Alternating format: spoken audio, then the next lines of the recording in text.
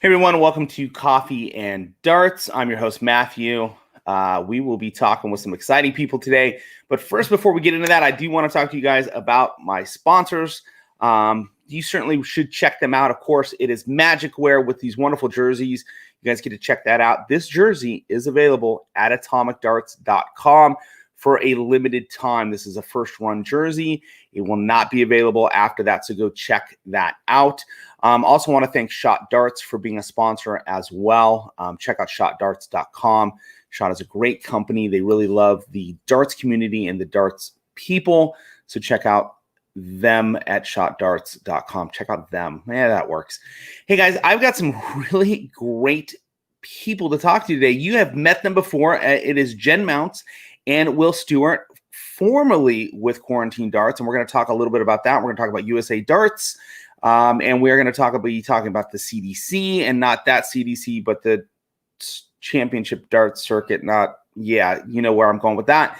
And we're just going to be talking darts, all things, and kind of some interesting things. Let's go ahead and bring on our guests. And but before we do, I did want to point out, I have cool stuff like this. I got stickers and flights and really cool things that you can get your hands on if you run over to patreon.com/atomicdarts, become a patron, and that's a package that you get. You get sticker package with flights and other cool things that you can get by being a patron. All right, don't forget to like and share this video. Do some hearts and some thumbs, and let's bring on our guests. We'll start off with Jen. Hey, Jen, how's it going? Hey, Matt, I'm doing well. How are you? Doing good. Let's get Will on here. So, hey, Will, how's it going? Hey, getting yourself? Doing good. Hanging in there. Here, we'll make it a little bit more visible for everybody. All right, guys, it's been a while since I've had you both on, or I haven't had both of you on at the same time, but at least now we're doing that. So I guess, why are the two of you here today? That's the big question. Let's answer that. Jen, first question for you. USA Darts, what was the situation there? I guess you guys acquired USA Darts? Yes, correct. So, I mean, it's really straightforward. So the creator of USA Darts Production is Kevin Malenfant, and he announced his retirement a little while ago. And so we had been partnering with Kevin, and by we, I mean Magic Darts Incorporated and AZDarts.com. We worked together as partners to try to bid for contracts and actually do the shows together. So I was in the control room with Kevin while he was broadcasting, helping him with commentary, and I was his CG person from time to time. So we knew the drill, and it was pretty straightforward to think, well, he's created this amazing legacy. He's truly had a legitimate professional broadcasting company for American darts, and we really didn't want to see that go away. We didn't want to see someone purchase the brand and kind of just exploit the name and sell merchandise, and that's it, and then never stream again, which is kind of where we can project that things would have gone. It's really, really tough to do broadcasting, as I'm sure Will can attest to, and everyone else, especially to make a living off of it.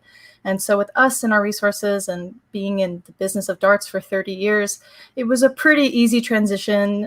And, we're on good terms with Kevin and always have been. So we're very happy that he can retire in peace and know that, his name's not going to be tampered with. We're going to continue to stream all the same things that he always has, and hopefully improve that and actually work with him in the future to see if he'd want to join us for some major broadcasting shows, especially when you need to do like multiple boards or like 7-day long tournaments. So we're really excited for the future.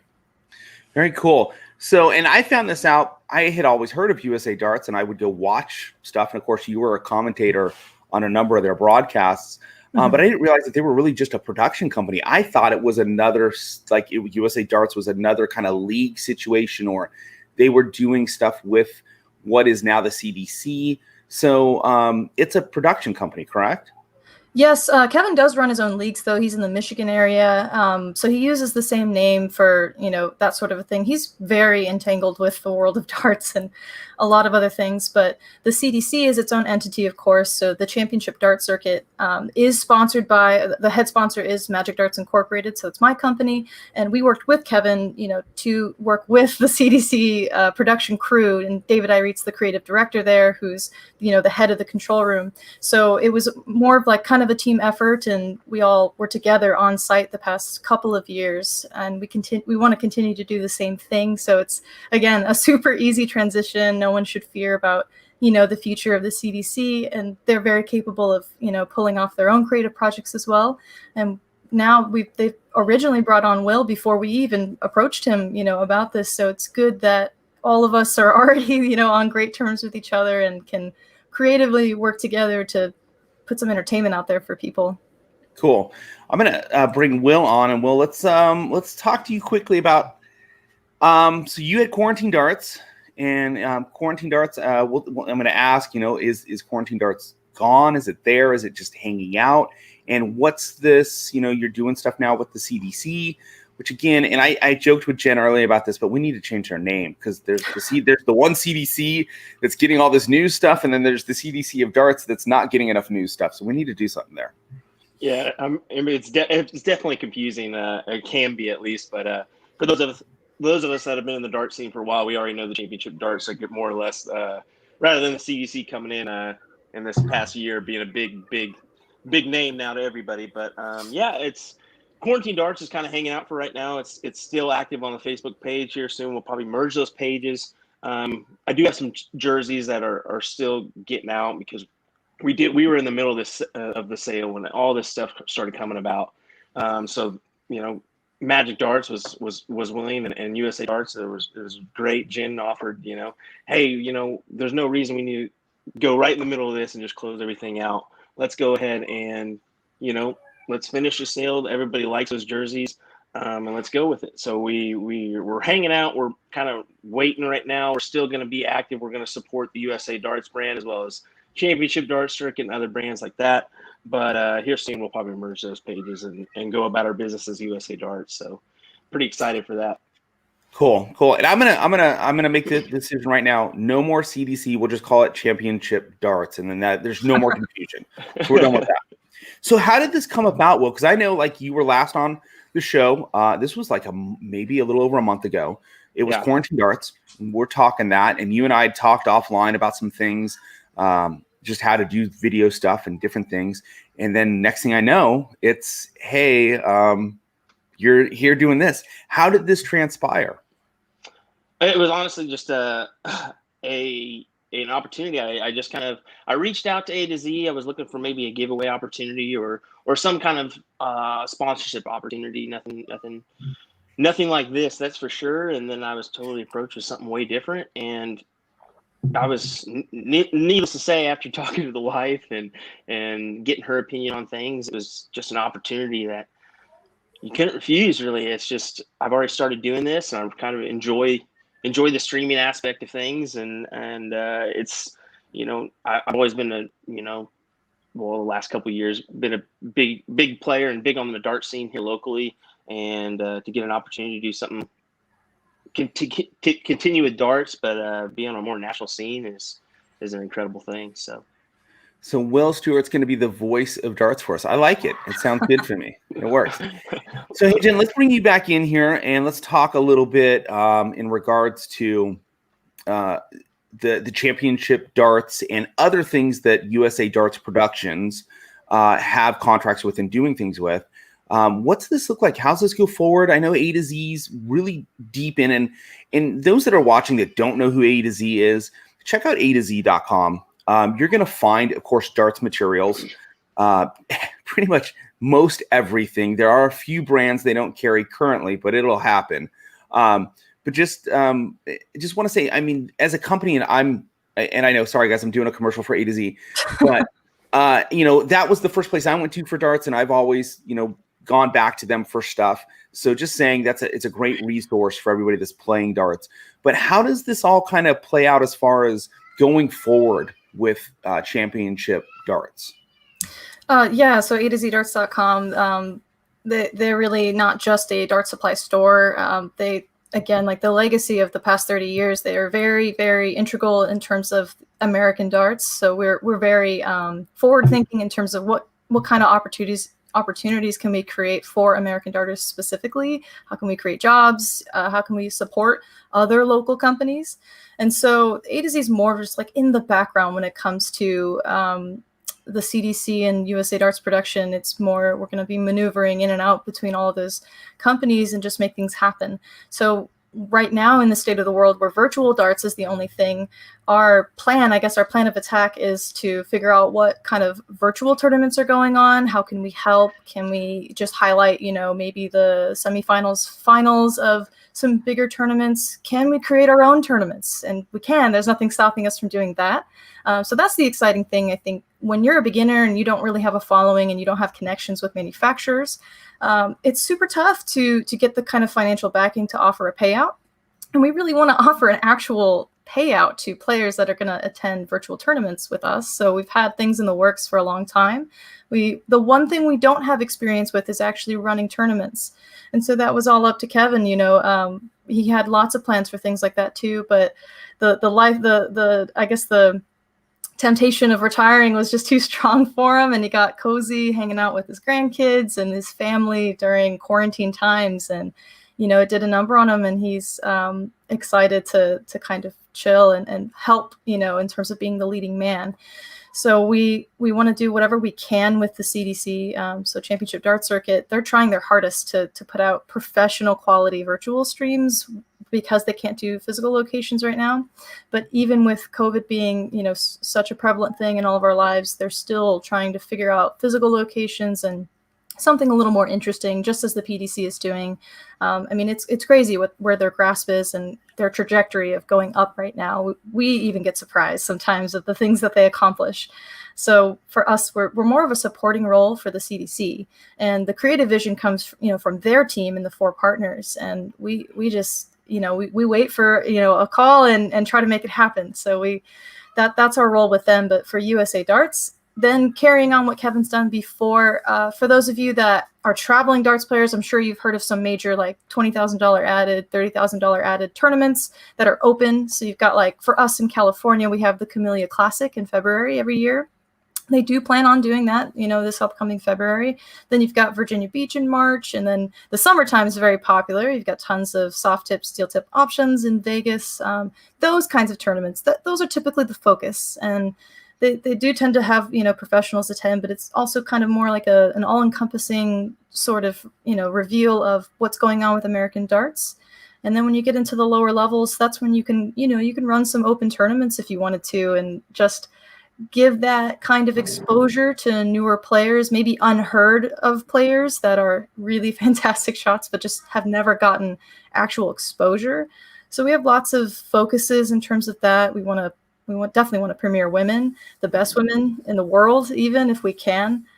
So it's really neat to look at A to Z Darts, because they've had a relationship with all of the manufacturers who kind of make the world go around when it comes to darts, and they are single-handedly responsible for a lot of opportunities and tournaments. It's the tournament organizers absolutely deserve recognition, but that financial backing is important too. And manufacturers they definitely are owed our thanks. So, well, it sounds like there's some. It's more in depth than just the Championship Dart Circuit. This is grassroots on all the way up to championship stuff, and as we know, the Championship Darts, that's kind of our stepping grounds, so to speak, to get to, say, the PDC. Now, with the BDO essentially defunct, I hear they're hanging around, but without the ability behind them to do much, it's kind of like the Championship Dart Circuit for at least North America is that stepping ground now. And then Will, and I guess this kind of goes to both of you guys, but Will, we'll start with you.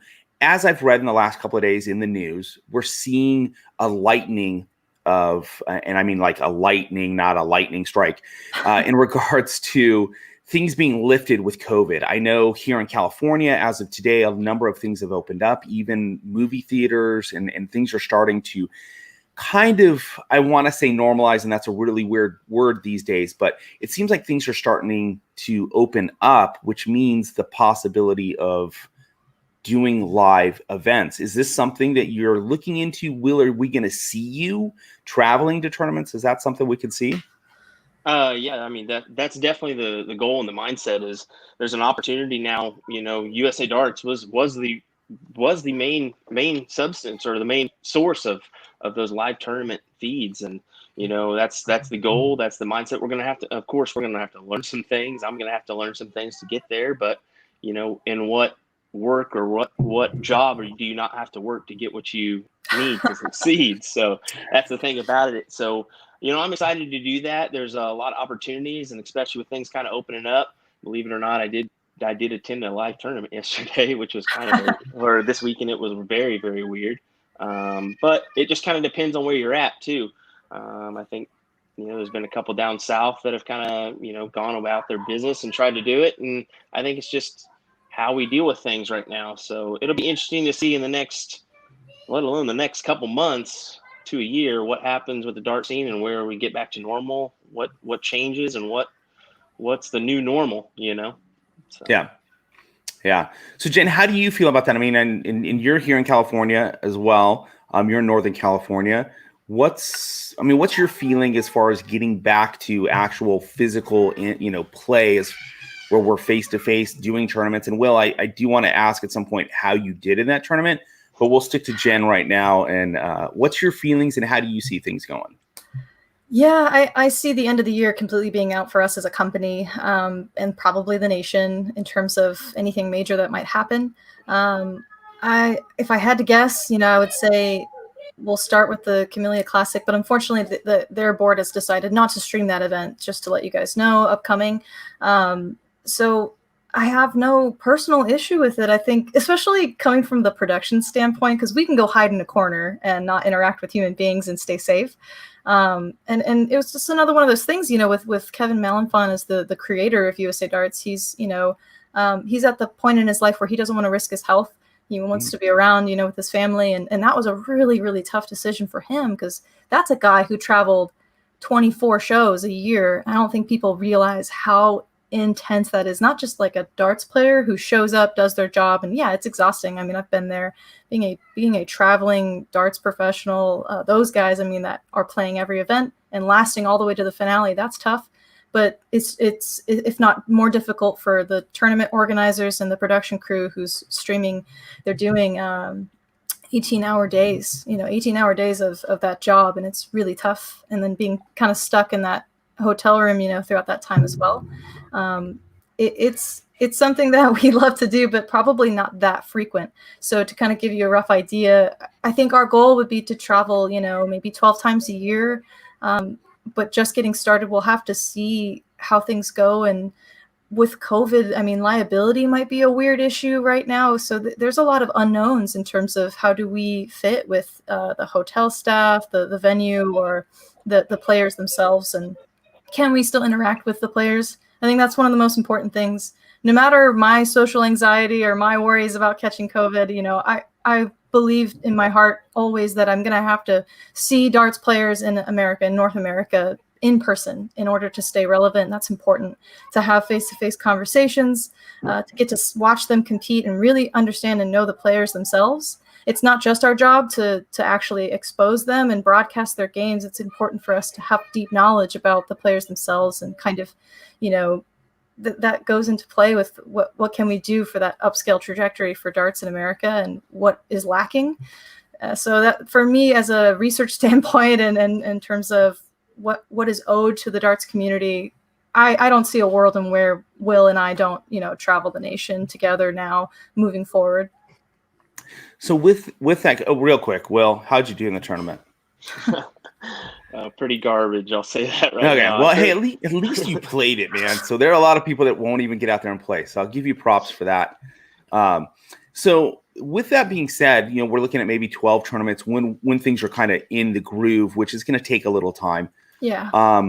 And online darts becoming so popular, at least this virtual being able to play in tournaments, and you have things like Grand Board, and the way that they're set up, and of course with Dart Connect, which Matt Stoner was on this past week, and how they're set up. Do you guys see doing two things, like having both virtual tournaments for those that want to do that, as well as having the in-person? I'll throw it out to both of you. Yeah, go ahead, Will, if you want. Okay. No, you got this. Okay. Well, I was going to say, I think, believe it or not, I think the virtual aspect is going to be here to stay in aspects. I think it's going to be, it's going to definitely go down in play after things get back to it, but it's too easy for a guy like a premier player that may be stuck in the middle of Canada, such as Jim Long or Matt Campbell or Jacob Taylor's made a name for himself. It's too easy for those guys to play somebody overseas in England that they know pretty well and to get some good legs, rather than play somebody that they know may or may not bring their A game here in the States. I mean, it's a reality. There's a lot of good players, but there's some that are still working up to that point where they're being consistent every time. So I think the virtual aspect may be here to stay, and we may be doing both here for at least a little while for sure. I mean, once live gets back to play per se. Yeah. So Jen, what's your thoughts on that? I think we can definitively make a stance that virtual will always be a thing. It's the easiest thing to do. We in terms of our setup, it's all templated. Why wouldn't we try to spend regular time doing that? So the tricky thing is, it's really all about time and resources. And the cool thing about, any of the fans of Quarantine Darts leading up to this point, and you support Will as a person, maybe, you could care less about Magic Darts Incorporated as a whole. But what we're trying to do is legitimately hire Will on as a career option. Our goal is for him to be streaming so frequently and to have so many opportunities to where we plan it out and we do it well, that he can actually be, in a position to where he can quit his job and do this for a living. Like, for example, that's what USA Darts Production was doing. It was self-sustaining. Kevin had specific contracts throughout the year, and he created value for live streaming in American darts, which was really hard to do because you had a lot of other companies that would offer the broadcasting aspect for free in exchange for sweetening the deal elsewhere. And so this destroyed the value that tournaments actually put on the live streaming part, which is the most important aspect, if you ask me, in terms of how can we actually grow the sport. How can you get new people interested in? You have to have exposure. How do you keep yourself relevant as a darts player during COVID? You need exposure. I mean, it solves so many problems, that we really lacked in. We had an image problem for the longest time. I mean, how often do you hear people say, like, you'll never see darts in the Olympics? And, the prevalence of alcohol in the game, there's ways to show it's a professional, serious sport. If you believe that it's a sport and that it has bigger things on the horizon than just what it is now. And the championship dart circuit, for example, is proving that. I mean, they're pioneering the the trajectory into the the PDC. It is a direct feeder, going into there, which is so crazy to think about. This was, not a possibility before they came around, and they had that goal from the beginning. So we really, really hope to when we do virtual live streams, it's going to be purposeful, and it's going to be a situation to where people are really going to watch. It's not just going to be a thing that's around to do in the meantime. So I think that's a safe bet to make, that whether we're on a physical location or whether we're doing a virtual stream, we can create our own tournaments, as I mentioned before, and actually create, real opportunity for players to shine, make money, and for their sponsors to be involved as well. Nice. So, and this gets me thinking about this because this has always been something that I know in the darts community is for traveling, especially for people that are getting into darts or trying to get their name out there, move up the rankings from a professional standpoint and make a living at it. When you're traveling, if you like, Jen, you and I live in California, but if you're trying to go to the East Coast to play a couple tournaments, and then there's some Midwest stuff, and then you're going, so you've got all this stuff going on. Does virtual darts kind of help eliminate some of that, where you could maybe play some pre-tournaments to see if you get into a tournament before paying to do that? Or does that, how does this help grow those that are on the fringe of becoming someone that can actually do this from a professional standpoint?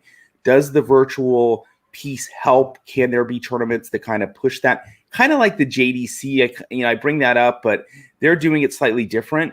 But is that a plan? Is that an idea? Is there kind of the virtual league? Can we see that? Is that a question to me?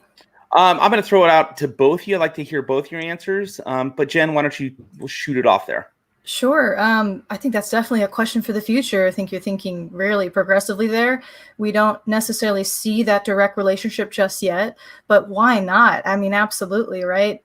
The thing that drives me crazy about a lot of newer players, so I think it's just all about their mentality. When you go from better than average player to professional. There's this little road that you have to change your mentality to get there, and not just put in the work, but it's just all about mind frame. And what people say to themselves is they say like, oh no, I'm not quite ready to travel or to compete with other professionals or into a higher level until like, you know, my actual mechanics are down, my actual stats are down, my ability, my competitive ability is there. And that's definitely the wrong answer. And I know this because after 1 year of playing darts, I started traveling and playing and competing against people far better than me, far more experienced than me, but still winning. And it really all comes down to mind frame and your mindset and believing that you are deserved to be there and that you have every opportunity as anyone else does to travel the world and compete. So it's just not, it's not about this preparation stage of this high level before you go do these things. Give yourself the experience, you know, whether it be virtual, whether it be go to your more local, like state level, bigger competitions. Make sure you're constantly putting yourself in that situation so you can get better through the actual experience of playing those better players versus trying to stay in the shadows and then just coming out of nowhere. Literally no one does that. I'll say one exception to that rule is definitely Matt Campbell. I think he kind of, for me, he kind of came out of nowhere and just destroyed. And we're talking in the championship dart circuit. So that was incredibly impressive to me. And I was lucky enough to be able to call those matches when he was playing his first ever CDC tour. I think he was well known in his local area, but in a North American standpoint, never seen him play ever. And it was kind of almost a competitive edge for him in that sense. But that literally almost never happens outside of a couple of examples. So I think why not treat it that way and take advantage of the fact that because of virtual darts, you can be playing the best in the world and get used to the mentality of how you feel while you play against them. No matter how green you are, no matter how inexperienced, once you do it, it will give you a whole new edge, I think. Nice. Hey, Will, I'm going to change this question up a little bit on you because you've been doing the quarantine darts. You've been interacting with a lot of top-notch players from around the world. Mm-hmm. How do you feel like I play in my garage, and I may play really well here in my garage against other players, which I don't, but I might do that.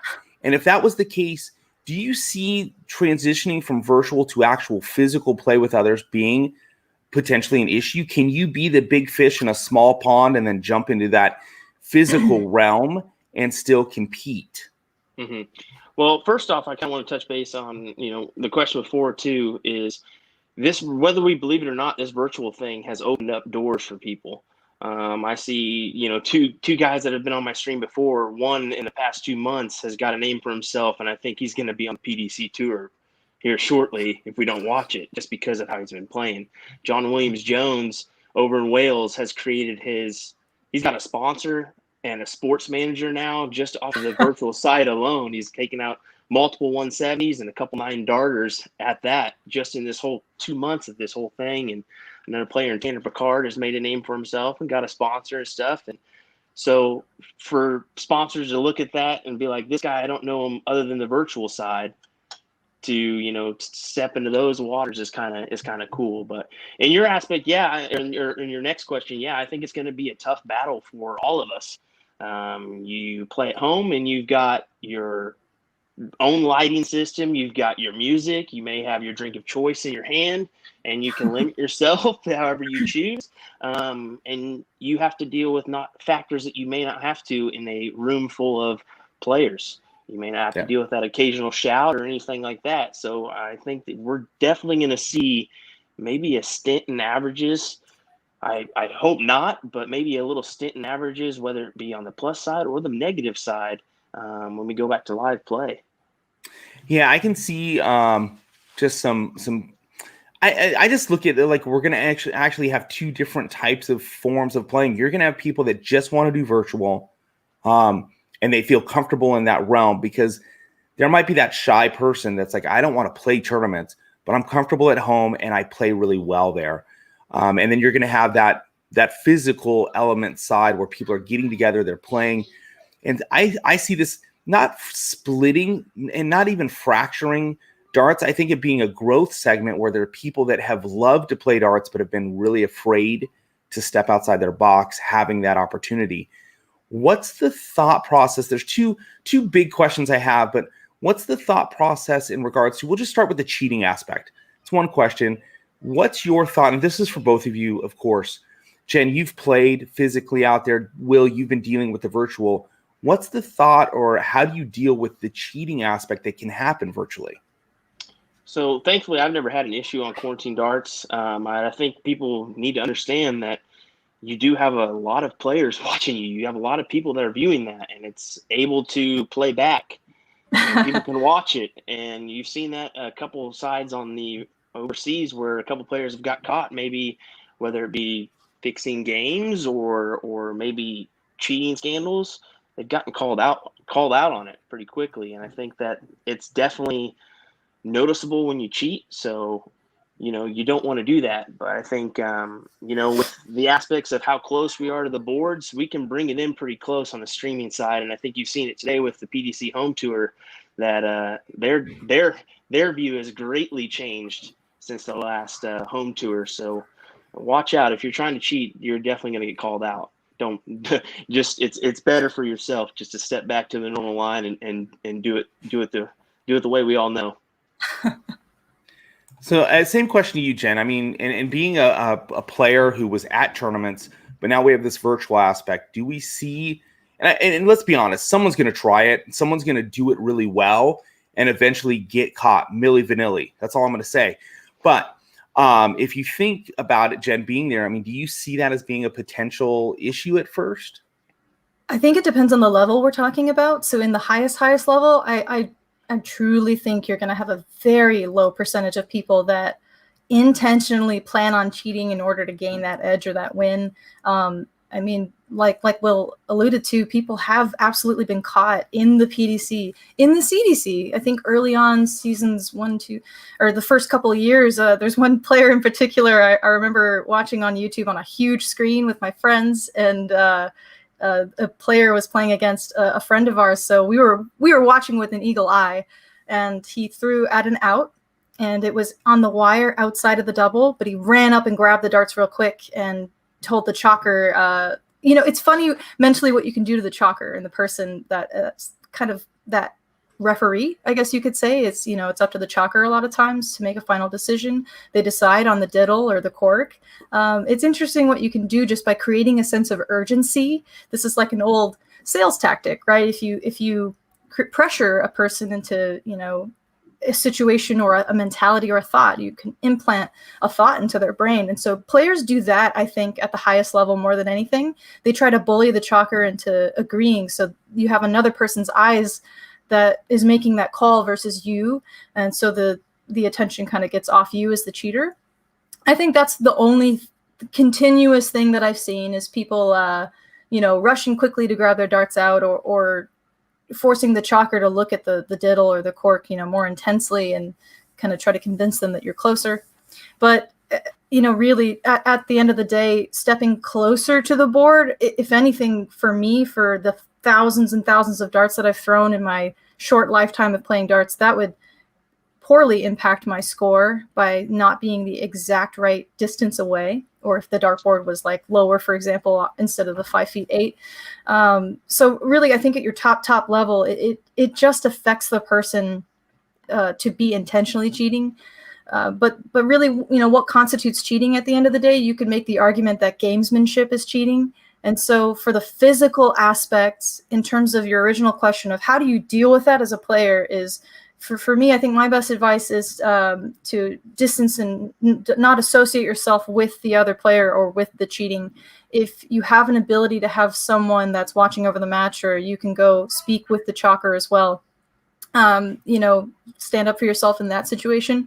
But it's really tough. I've played matches where my opponent, was clearly on drugs. I mean, clearly, and then that's not me, looking for a scapegoat as to why I lost. I've won matches in those situations, but still, it ruins the game for myself to kind of experience that.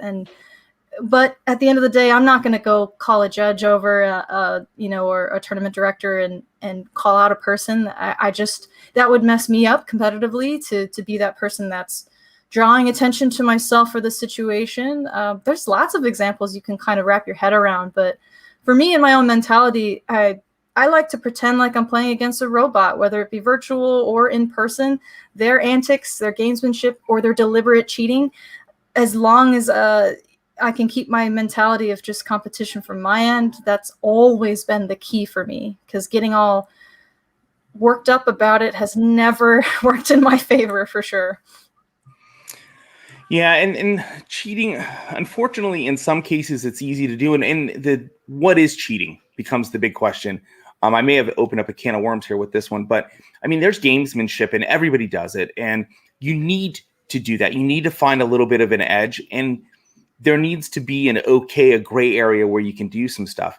Now, there are rules that get put into place. Every sport sees these. Every off season, things get tweaked a little. And it happens in darts. What you're allowed to do, how much you're allowed to express yourself, how close you can get to a player when they're throwing. We know that, like Phil Taylor, the box that you guys see, Phil Taylor used to stand literally right behind players. And that box was almost created for him to kind of keep him back. I've seen players wear the same jersey color as another player just to get under their skin. We've seen those things happen. So there is gamemanship. There's getting into someone's head. That's okay. But in cheating and the fact, like, where you're talking something's outside the wire, and of course this has to do with lighting. I've played some people where it's been very shadowy, and you see something and you're like, wait a second. So I guess the question comes into play. Two kind of the same questions. One, when are we going to be on ESPN? And two, will we have instant replay in the event, kind of like tennis, where someone can call out and say, wait a second, that was outside the wire? Could we see that be a thing? I do want to throw this to both you guys. So we'll start. Will, do you see us ever getting on ESPN? And are we going to have instant replay? If you want to, honestly, my opinion on the ESPN side, it could happen a lot sooner than we think. I mean, the reality is SportsCenter's already had darts on there a couple times for just the crowd atmosphere. I do think that the USA side is a little bit less of a party than the European side of things in the dart scene.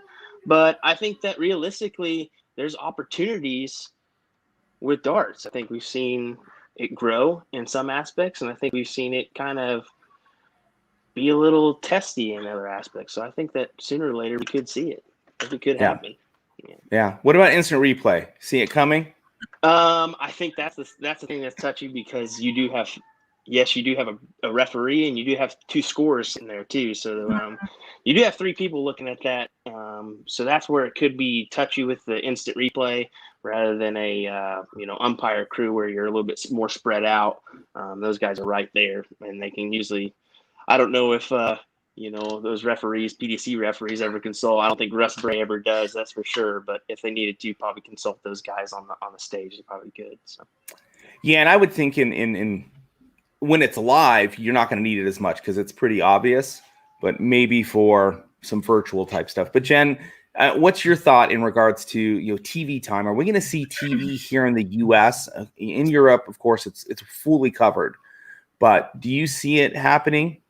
Yeah, I mean, it's already happening. Things are in the works. Unfortunately, I can't disclose what, but it's already happening. And, again, it really comes down to who's organizing the world of darts and your leadership. And you guys thank the Championship Dart Circuit. I don't think you realize how they're impacting from the top down, all the way down to the brand new player, what they're doing for the community of darts. And the cool thing about darts, for anyone that's in the sport, is the moment you buy a set of darts, you're a part of a community, and you've got opportunities just being thrown at you, and you've got people that are willing to just hold your hand and walk you through it all, and you really don't have to do your own research. We would prefer that you do, but oh my goodness, there are major production companies that are going to come into play. And the cool thing is we don't have to rely on ourselves anymore to make it happen. I think working and merging with other companies that are already a part of ESPN and, working together to cross stream, that's going to be the future for sure of darts. There's things already, in the works. And then when it comes to once we get there, what are we going to do for the live viewer? So what would be fun for the spectator, even though, like Will alluded to, you've got your two callers, you've got the referee, the chalker, the two chalkers and the one caller. instant replay is easy. That's just a software thing. So we already can do that, with USA Darts production. Kevin already has done that. He did that for outs. So if someone takes an out, he'll play it in slow motion. Oh, excuse me. Sorry, I just threw my phone at myself. He'll play that in slow motion and show the out again, or big rounds like 180s. We can do that, however, with lighting, and if there are any shadow issues, or if the dart itself is covering the target, you can't quite see where it landed. I think the only way to combat that is if you always have another camera angle, coming in the opposite side, just used for those moments.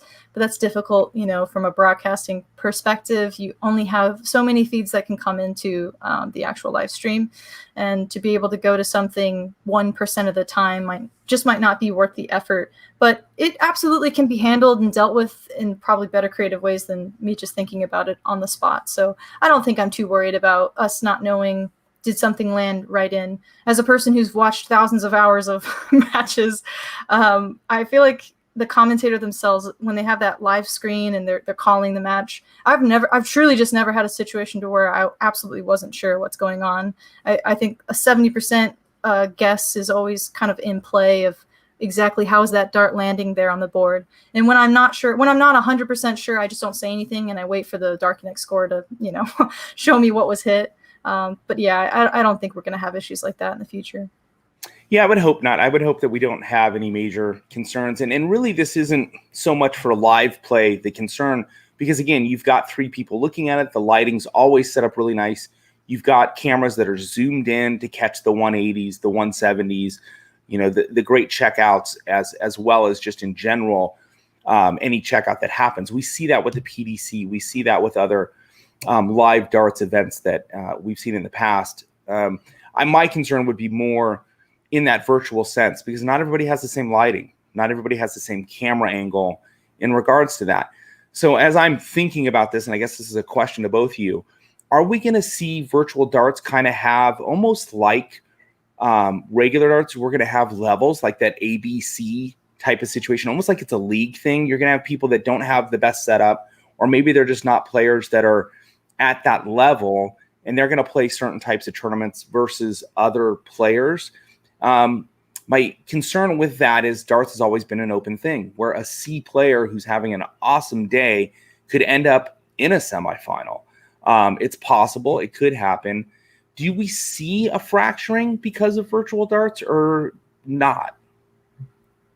I'll throw it to both of you. We'll start with Will. I think that whether we believe it or not, there already kind of is. There's just set tournaments for a certain average. And if you want to dabble and go up in the average, you can. I mean, there's nothing stopping a below player to go up and play the big boys or big girls, whatever it may be. So it's kind of, I don't think it will per se push people to those averages. But I also don't think it hurts people to do that, because you're playing competitively rather than going out and getting blown out. And maybe by, leg 10 of 15, you're sitting there like, do I really want to be here? Do I really want to have, for the last 5 legs? I think to an essence, you got to have those averages that are set, because it makes it competitive. It makes it fun throughout the whole match. So. Nice. Jen, what's your feeling, especially being a player that's played in an open arena where you've seen people that have a bad average versus people that have a really good average? Yeah, I guess unfortunately, with all respect to people of all averages, I've just never had a more, and I hate to only talk about averages, as many people know, averages could be nothing at the end of the day. Your performance average does mean something. It's showing exactly competitively, how are you shooting? What is your checkout percentage? Those things do matter, in terms of the analysis of why a person's successful and why they're not in competition. So that does matter, but I've just never come across someone, and I've played a lot of darts. I've traveled to a lot of tournaments. I've never had a very novice or player that with a much lower average than me proceed over me. I've definitely lost a lot of matches with people close, absolutely. But it's just, I just don't personally see it a lot. Maybe one leg. But the thing about, if we're talking about steel tip darts, is it's almost always long format, 501, and typically, your better players just prevail. They have better endurance, better stats, but better knowledge of outs. It all tremendously comes into play and works synergistically to prevail over less experienced, less talented players. So I do think it's super important when it comes to the world of spectatorship as well, not just the competitors, but I do think it's important to have different levels. It would be nice if they're always open to all gender identities. So, if you do want to segregate the genders, then I guess the next best thing is to have a female bracket, but then an open bracket, so women aren't unable to join the men's side with more money. That's something I always forget about that women struggle with is, well, I don't even have the opportunity to change, the perspective of the difference between the genders and the opportunity to make more money. So that's always a thing too. But yeah, I think breaking it down and having to prove yourself in order to, if you want to join a higher bracket, maybe, I don't know if they require a minimum statistic or a minimum stats or averages. That's the thing I'm very ignorant about, is how tournaments are run, what the rules are, how you go about getting people to enter them. But I think there's definitely value in making sure that you're competing in the most competitive, fun to watch stream possible for the players themselves to always be pushing themselves to have to prevail over someone slightly better than them versus getting totally destroyed. And then messing with their mentality. And then for the viewer's sake, no one wants to watch someone totally dominate someone unless it's at the very top level, like the PDC. Maybe that's a little more interesting that someone just totally whitewashes someone. Yeah. That's just from my opinion, of course. Yeah. So with, as I'm thinking about this, we've been talking about it, I can see where virtual darts would be a place where people could come play and earn the way into you potentially playing some of these bigger tournaments, kind of like we see with the PDC. They have tournaments so that you can get into open tournaments. You could use virtual darts to get to that point. I'm hoping to see basically 2 cameras when we really get into this and we start, and when there's money involved. You've got a camera on the board, you got a camera on the player. Because I can see someone getting someone that knows, like I've got a guy that is in our league that's phenomenal. I should have him come play for me. And because all you're seeing is the board, he can throw my darts for me and I'll retrieve it. I mean, I'm hoping to see some tweaks like that. And I think we'll see it. Excuse me. Here's the big question with all of this, because the truth is virtual darts is going nowhere. It's going to be here and we're going to see it become its own piece of the darts community. You're going to see virtual dart champions, people that play that they feel comfortable in that. With that happening and virtual darts becoming such a big thing, what do players need to do to get known? Should players start pushing themselves? Should players be using social media more to get their name out there so that they can find sponsorship, so that people can find them? Well, I'm going to throw that at you because you've dealt with that a lot. And I know, Jen, you have a lot to say about all of that. But Will, I just kind of want to throw that at you real quick. Should darts players that are thinking they're going to get into this, should they be working that social media? Definitely. I mean, that's the world we live in today. If you don't have a post about your tournaments or about what's going on, or if you're not supporting your sponsors or doing the little things that people may not know, doing those little product reviews on, or whatever it may be, find your little niche and let it be known, and put it out there.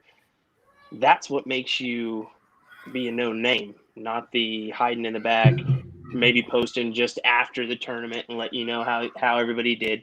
That gets you nowhere. You got to be a presence. You got to put yourself out there. Although it may be uncomfortable, sometimes you got to do that, and you also got to, if this virtual side is there, put yourself out there and continue to play in those tournaments. And something to be said about that too is there's no short format tournaments right now. So all you guys that are having a tournament, or ladies that are having tournaments, best of 3, you guys may want to check that and go, best of 5 or a little bit longer, because that's getting us nowhere with the rest of the world. That's for sure. Yeah. Jen? Yeah, that's a great point, that American culture is changing for the better and you have to adapt with it. There's so much to be said about that in terms of like, oh, what can I do? I mean, at the end of the day, you have to develop a marketing strategy around your strengths. And it sucks that I can't just give you an isolated set of principles that everyone could follow and then be successful. I'd have to have consultations one-on-one with individual people to really answer this question, unfortunately. But what you can do for yourself, is you could have zero personality, but you could be far more successful than a lot of people if you just develop actual marketing strategies. You don't need to create a YouTube channel and have an amazing personality like Matthew with Atomic Darts and interview people and go the extra mile to create a brand. You could do it 1,000% just based on your skill alone, as long as you know where to go, how to expose yourself, what to do. It's simple, it's really simple. You just have to be willing to learn. And that's the bummer, is you have to have a marketing nature, whether it be super salesy or not. There's ways to go about it in an authentic way. Like, listen to the way I'm talking to you right now. Do I sound like I'm pitching you? I sound like I'm just talking to a friend of mine, and I'm genuinely just trying to give them advice. So that's important. How you carry yourself, how you communicate, what you say, what you do, like, all of that really can be one big illusion at the end of the day. You need to go research marketing 101s. You got to figure out, what did Will just say? He said, okay, you need to go, figure out how to put yourself out there. So how do you do that? Do you just only develop a Facebook page for yourself and start trying to create content there? That might not work. People might not follow you. They might not know anything about you. And you will have to rely on other very more popular people to collaborate with you or mention you for people to see you. So think about it in a physical, tangible sense. How are people going to be able to actually see you? So you need to figure out, what are the watering holes of darts? Where do people chill and hang out? Well, they watch live streams, for one. You can sit and start chatting in the commenting section with people and talk about yourself there, or link your performances in places. And what's the most popular thing in the world right now? Facebook groups. Go find Grand Board community Facebook groups, Target Nexus Facebook groups, and the darts discussion group, like all those places where dart players particularly are interested in and talking about and looking at. They're sitting scrolling through that stuff all day. They're not just going to randomly come across your content, your channel, unless it has a crazy amount of engagement and you're just the most interesting, popular thing in the world. You can do the slow grind and put in the effort and far exceed better players' careers in darts. There's really no way to make a living off darts right now, but that could change. And a lot of it really doesn't come down to skill. That's a given. You have to be good and you have to win. And that's never going to be the end all. You have to be a marketer. You just have to be. And if you hate what I'm saying to you, that's okay. Sponsorship's not for everyone. And if everyone was sponsored, then how would the world work? It wouldn't work that way. Then manufacturers would never have any kind of conversion to their website to make more sales if everyone was sponsored and dedicated to one company. So it's deliberately saved for very special people for a reason. And what makes them special is their marketing ability, not their talent. So guys, real quick, if you see this, Matthew Edgar, and thanks, David, for posting that. Go check out Matt Edgar over on YouTube, and you'll see how he does it. He is a PDC player who does a ton of social media for himself to help promote himself, and he's really doing well. It's taken him some time to get there, but he's really pushing things. And what I would say, when it comes to social media, spend some time out there finding those that teach social media. There are companies like Think Media. These are companies that I've used as I was getting into it. There's a guy named Owen Video. And of course, you can reach out to me for any of this information. But there are people out there that will help you to understand how to do social media for yourself and grow that. I really, truly believe, and I think you guys are backing me on this, in regards to darts and getting known, is you've got to do that, because this virtual world of playing darts is here to stay. With that said, we've been talking steel tip this whole time for the most part. I know we've dropped soft tip in there, but you have boards like the Nexus. You have boards like the Grand Board. And so a question for both of you, do we ever see that being something that USA Productions, USA Darts Productions, and Will, you covering tournaments that are specific Grand Board tournaments or Nexus tournaments? Jen, we'll start with you, and then Will, if you could answer that. That's a possibility. However, unfortunately, that would show favoritism towards a certain brand. So if we were going to do that, we would have to be super smart, about how we go about it and make sure we cover everyone, especially in a short span of time. Man, that one's a tough one. I'd really have to sit and think about it, because the unfortunate thing is the most popular question we get for A2ZDarts.com, any of our companies, is, do you prefer this product or this product? Can you say this brand over this brand? And for one, it's impossible to answer anyways, because what you as an individual need out of a product is subjective. It truly comes down to a lot of super differential, environmental kind of factors. A lot of times price is the biggest one. Just because the Grand Board and the Nexus, which are the most modern boards out there, just because they're fantastic and have all these great features, they might be crap for you because they're way out of your budget. And so it's unfair to say this board is better than an Arachnid board or a Viper board. Like, you're two completely different eras of technology. That's like comparing Pong to PlayStation 5 or whatever the newest, I don't play video games, so whatever the newest console is out there, like completely different worlds of technology. So that's super tough. I think it absolutely is possible. I'm curious, for those of you watching, would you be interested in seeing that or participating in that? It's just tough to limit your audience. It's easy to patch in anyone using whatever board and creating open tournaments. So I don't know, Will, do you think that just divides your competitors and audience too much? I think it's also another aspect of tapping into the hardware to do it. You got to think about that. I know we've seen it with the Phil Taylor and Raymond Van Vanderbilt, but it's got a little bit more of a little revenue value on Target's side to do that. But we'll see. It's kind of an aspect of just learning that process and doing it. It could happen, it could not. It's just putting that effort towards it and learning it. So and also with demand, you try to do that. So I mean, it could be a possibility if there's people that want to make that happen. So it's down there. I mean, if someone were to come to you and say, "Hey, look, I've got 500 Grand Board players that regularly play. We want to put a tournament together and have it televised." It's out there to be had. It just needs to be created, basically. So. Yeah, I mean, I see, again, I play the Grand Board, so I see a lot of people that play that. I know there's people that play Nexus, which I need to get one when they finally hit the States, which that's, again, another problem with doing this stuff is availability with certain products.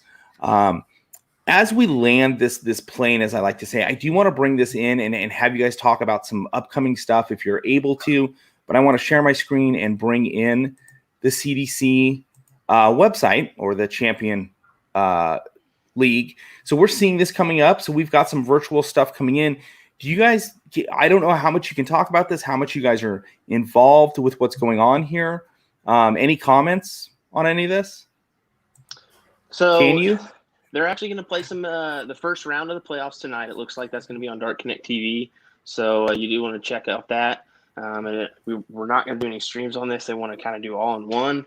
And then it looks like Wednesday night, we're going to be doing the streaming coverage of the Championship League number 2. And that'll be the semifinals going in. So that'll be the USA Division finals and the Canadian Division finals. That'll lead into that championship final. But it's kind of, with the Championship Darts, you got to think there's a lot of people that are working together to do it. So there's a lot of moving parts. You also have players that you got to deal with. Players that you may deal with on the aspect of, schedules and that kind of thing too. You have to deal with the player schedules, and maybe a player's busy that night and they can't do it, so they're gonna have to redo some stuff every once in a while. It looks like Jen's dog maybe fun there behind us. Sorry guys, he got excited because the wife's gonna take him out for a walk, and I was like, "Oh, why'd I get muted?" I'm like, "Oh, Matt's just doing his job well." No problem. Yeah. So anyway, I think it's going to be it's kind of you gotta figure out schedule wise. So it's a rotating thing, and to bring that all into one and make it work, it's a lot of work. So definitely the Championship Dart Circuit, Peter Cetera, David Irie, Anthony Eugenia, everybody on the Championship Dart Circuit staff does a great job at what they do, and definitely all those moving parts, try to bring them together is a tough thing to do, and they're doing it well. So. Nice. So we've got some stuff up and coming. I know this has been a real quick thing for you guys taking on USA Darts production. bringing Will in and doing stuff with the championship darts. But we've got a lot more on the horizon. It sounds like. I do want to just point out that in the comments, it does sound like some people would like to see more soft tip coverage from the virtual standpoint. It seems to be particularly steel tip driven, which is honestly kind of where the money is from a North American aspect, at least going into the PDC. Of course, over in Asia, soft tip is huge, and America does, we kind of dabble in both. That's almost the cool thing about being in North America is there's a lot of both steel tip and soft tip. You go over to Europe, they don't even know what soft tip is. You go over to Asia, they're just figuring out steel tip. So I think you guys have your work cut out for you to kind of cover everything that we in America want. And good luck to you guys. With that, hey, I just want to say thank you guys for being on the show. It's always a pleasure. Jen, I know that you're on monthly. We may start dragging Will in a little bit more just to get his commentary on matches or upcoming things. Everybody just stay attuned to what's going on. Make sure you're over checking out USA Darts Production on Facebook. You're checking out the Championship Darts, checking out Atomic Darts. Will, I'm not sure if, how much you're posting from your side of things, but, check out Quarantine Darts. I'm sure there's information being set up there. You can find that on Facebook. Thank you both for being on, and we'll see you guys soon. Thanks, everybody. Hey, don't forget to check out Magicwear for jerseys, really cool jerseys like this. These are phenomenal, very comfortable. I think, Will, you're wearing one as well. Jen, you've got, hey, we're all kind of working that Magicwear situation there. And don't forget to check out Shot Darts at shotdarts.com. Thanks, everybody, for watching. Oh, and go on over to patreon.com/Atomic Darts and become a patron. Thanks again, guys. We'll see you guys on Thursday. Oh, just some upcoming stuff. I know I got you guys hanging here, but we have a new darts player for Shot Darts that I'll be interviewing in 2 weeks. It is a big name on the PDC. I can't tell you who it is. You can guess all you want, but it's a new player for Shot in the top players. I'll say that much. All right, guys, thanks for being on. Thanks, everybody, for watching. We'll see you guys on Thursday at 7:15 a.m. for some more darts talks with Coffee and Darts. Thanks, everybody.